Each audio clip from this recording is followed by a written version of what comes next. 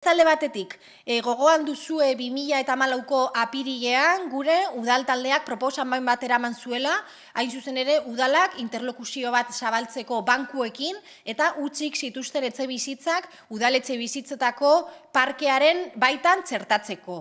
Bueno, udaletxeak elkarrizketa batzuk abiatu ditu bankuekin, baina emaitzak oso pobreak izan dira.